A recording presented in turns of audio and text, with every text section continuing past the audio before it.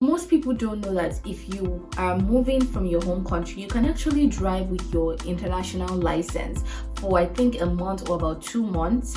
You can actually drive. So what most people do is they come here, they don't have a license, or they are struggling, then they take the bus with their family, or they're calling an Uber and it's just very expensive.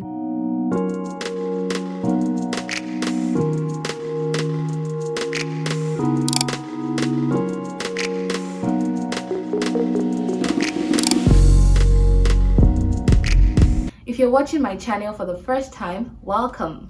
My name is Mo and I'm a lawyer licensed to practice law in the province of Ontario and also in Nigeria. I create content for internationally trained lawyers who are looking to requalify in Canada, for graduate students, and for people who are looking to immigrate and succeed in Canada. Please note that whatever I say in this video is not legal advice. In this video, we are going to be talking about some mistakes immigrants make before moving to Canada. Now, I'm sure if you're watching this, you're probably still in your home country, you have started your permanent residency application, or you intend to immigrate and you're still looking for the option that best suits you.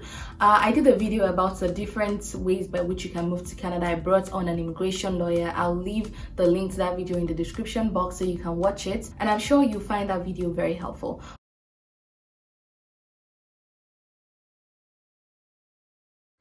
The first mistake a lot of immigrants make is not doing their research or due diligence before moving.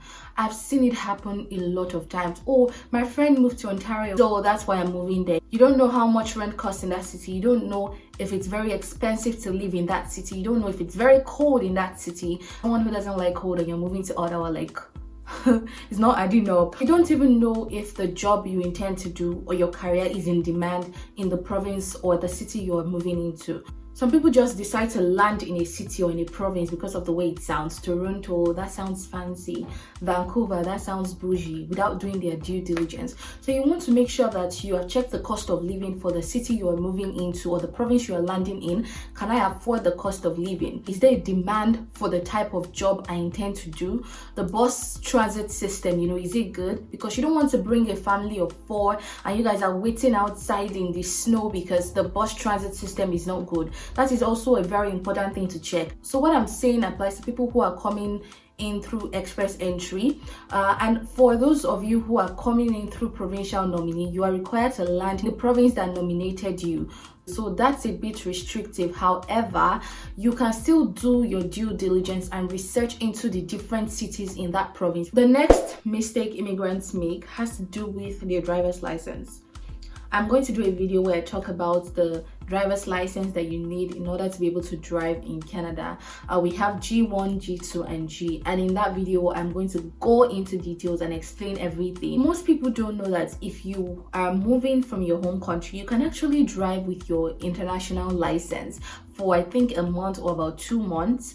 You can actually drive. So what most people do is they come here, they don't have a license, or they are struggling, then they take the bus with their family, or they're calling an Uber and it's just very expensive. No. So the first thing you need to do is you need to go rent a car even before you write your G1, and you can drive around for about a month or 2 months, and while you're driving you can now sort out your license. Because you already have driving experience from your home country, now you need to have more than 2 years driving experience. I remember I tried to transfer my driving experience from Nigeria to Canada, but I was short 1 month, literally 1 month. I took the letter I got from the Nigerian embassy to Service Ontario just saying that I would like to transfer my license, and they were like, sorry, you're short 1 month.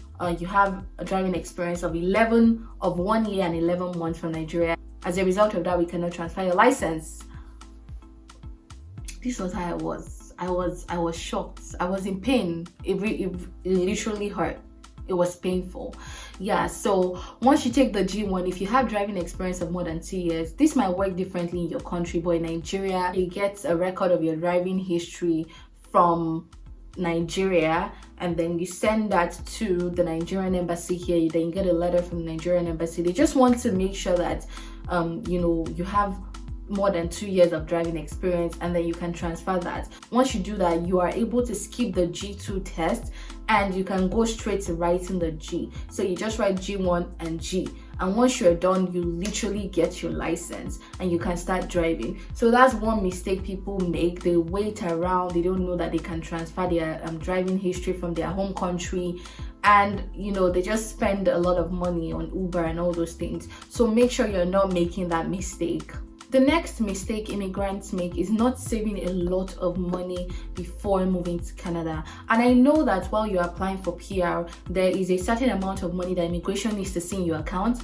For one person, I think it's about 12,965, and the more people you are bringing, the more money you should have in your account. But apart from that, you need to save way more money, especially if you are coming in as a family, because once you get here, okay, you land into the country, you need to get a house, you're going to have to pay rent, and most times these landlords can be very funny. They're requesting for 6 months rent or 4 months rent, or first and last month, or put a deposit for damages. They just request for all sorts of things that are not even permitted by the Residential and Tenancy Act, but that's not what we're talking about. You need to settle in and furnish the house and just do a lot of stuff that will consume money. And if you don't have a lot of money saved, you can be stranded. And you need to understand that because you're new in the country, you don't have any credit history, you don't have any credit score. So getting a house or buying a house like immediately might be very difficult, because where's your credit score? They want to see your credit history. They want to make sure that you are trustworthy, and if you are being given a mortgage, you will pay it back in time. If you don't have a credit history, it might be difficult for you to also get a car. So while you're trying to settle down and find your feet in the country, make sure you have a lot of money that you have saved that can take you through 1 year, because sometimes it might take that long before you find your feet, and you don't want to be stranded. Canada is not a country where you come and you want to be a burden to another person. It's not even possible, because everyone is busy, everyone is looking for how to pay their bills, everyone is thinking about themselves, which is not good, but that's just how it is. So you want to make sure you have a lot of money and you're not stranded and you're not depending on somebody else. Another mistake that people make, and this is particularly for international students, is just doing any course just because you want to jakpa. Jakpa means run away for those of you who are not Nigerians. Just doing any course and not thinking about life after you are done with school. So there are some programs that you don't need to do a master's degree. Example, engineering. If you do a master's degree, it's fine, but if you just do undergrad for engineering, that's good. So if you don't need a master's degree, don't waste your money doing a master's degree. Also, if you're a lawyer and you're looking to requalify here in Canada and you go for a course, maybe a project management in construction engineering, what is that? Just because you wanted to leave the country, or just because that was the only course available? How does that help you with the practice of law? You have to be very strategic in what you're doing. If you're watching my video and you haven't subscribed, what are you waiting for? Kindly click on the red subscribe button down below, and also turn on your notification bell so that you will be the first to know whenever I post a new video.